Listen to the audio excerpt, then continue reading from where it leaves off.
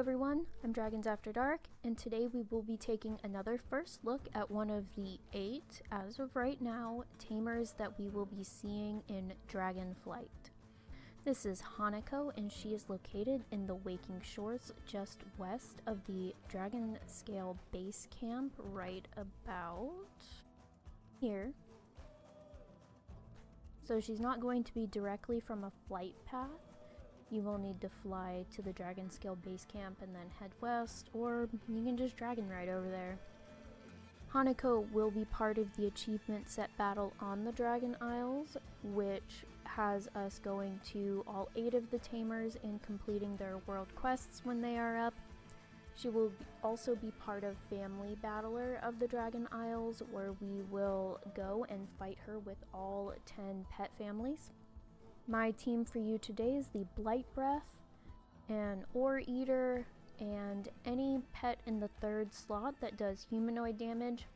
I will admit I do have a leveling strategy for this fight, but when I threw like a level 23 in slot 3 to fight her, it got 168 HP, so for me personally, I will probably never use the leveling strategy. It just doesn't seem worth it to me personally, but I will post it for anyone who might want to take a look at it. Basically, it involves having the clanking scrap sorter in slot 2 with punch and explode, and basically you just kind of punch until the last pet comes in with their low health and you hit explode. That's about it. The only thing you need to keep an eye out for is one of her pets does AoE damage with Starfall. The one pet it does strong damage against would be magic pets, and that's not a huge deal. They can't take more than 35% of their HP at once, so not a huge deal for the magic pets, but you might see level 1s dying if they don't have enough health. I think it hits for, well, it hits for like 105, which I feel like most level 1 pets are going to survive, but it will be something like 157 crit, so taking a look at my uncommon blue dasher here, if I wanted to level them up before I hit them with the rare stone, they're not going to survive a crit from Starfall. That being said, let's go ahead and enter the battle so we can take a look at her team. It's a pretty simple team. It will be made of all dragonkin, so all little proto drakes, and one of them even has a top hat. Hats seem to be a thing this expansion, putting hats on pets. I am totally not against it. Some of them are incredibly adorable, especially that one whelp over in the daycare in Valdraken. But as you can see, she has an uncommon quality, a rare quality, and an epic quality, which is one of a couple contributing reasons to why the XP for leveling pets is so low for this fight. So her team does not have all epic quality pets, which reduces the XP we're gonna see. And then of course the fights are available 24/7 again, and that also has seen a big nerf in XP. So like I said, I'll make one with a clanking scrap sorter in slot number 2 for people who really feel the need to have a leveling strategy. But for the most part, I will not be using it. Her first pet has Bite, Fade, and Proto Strike. It's going to hit Proto Strike, and then right after it lands with Proto Strike, it's going to fade. Face Ripper comes in. It will also Proto Strike first, but I haven't been able to find a threshold that it feigns death on. Sometimes it feigns death when it gets below 30%. Sometimes it feigns death sooner. I haven't been able to pin down an exact percentage on when it does it. More often than not, you will see the feign death when their health is on the low end.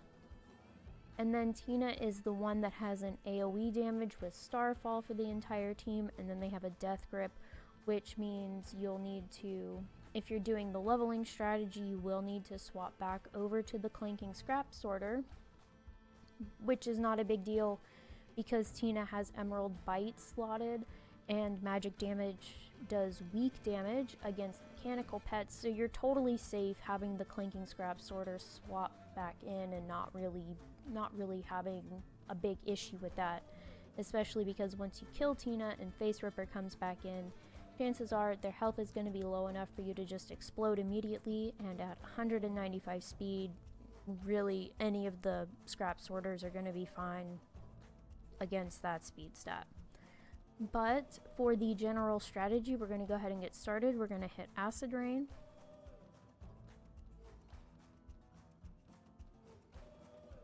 And then we are just going to Dreadful Breath until Blight Breath dies.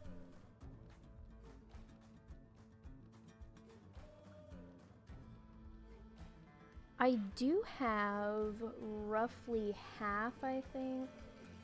I think I've got half of my strategies done for the family strategies for this fight. So I've got the humanoid fight done, Dragonkin, Flying, Undead, and Critter. So I've got half of them done. I will probably do the other half tomorrow. And once I get done with all of the first looks for the general strategies, I will be going into the family strategies and keeping my fingers crossed that they don't change anything. Because that's all I'd need is they decide, you know what, we're not going to take the easy route. We are going to make this difficult for them, and they are going to bump up everything on all the pets, and I'm going to have to redo everything. Can you tell I'm being super, what's the word I'm looking for? Super positive. That's the word. I'm being super positive about this whole process right now. Once Tina is in and Ore Eater is in, you will body slam. If Ore Eater comes in and Face Ripper is still in with Tina alive, you will just punch until Face Ripper uses Feign Death, and then continue on with body slam here.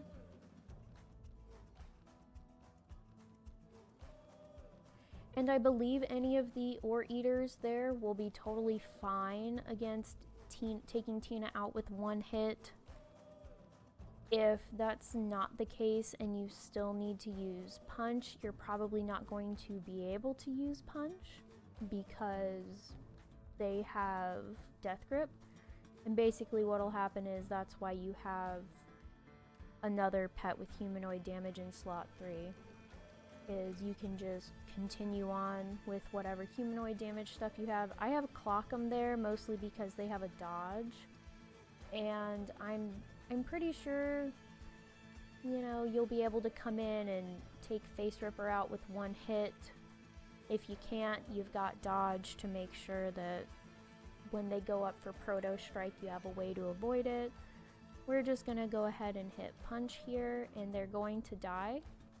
If they didn't die and they did get Proto Strike off, you'll just use Shell Armor, and then your final hit will be with either Body Slam or Punch. Totally dealer's choice. It isn't gonna matter. Whatever it is, it'll probably be way overkill anyway. But that is Haniko's fight. It's not terribly difficult. The pets swapping around can get a little, I don't want to say obnoxious, because it hasn't been too terribly difficult to work around. As far as my strategies go so far, I was able to grind out 5 family strategies decently quick, just from throwing some humanoid humanoid attacks at her from the different families. The only one that was kind of complicated, I think that took me the longest, was probably the flying one, and that's because the third pet, which is the strongest and the fastest, has magic attacks, so I had to kind of figure out a way to make sure that the third pet just didn't completely obliterate my team. So I think that one took me the longest. The other ones, like I said, her fight's not super complicated. The swap outs can be used to your advantage if you know they're going to be coming up. That way you can swap something in that's like a fresh pet that'll do great damage. It's not super complicated. However, that is going to be it for me today. If there are any other pet topics you would like to see me cover, go ahead and drop those suggestions in the comments below. I hope you all have a fantastic rest of your day or night, depending on where you are in the world. And until next time, everyone, happy battling!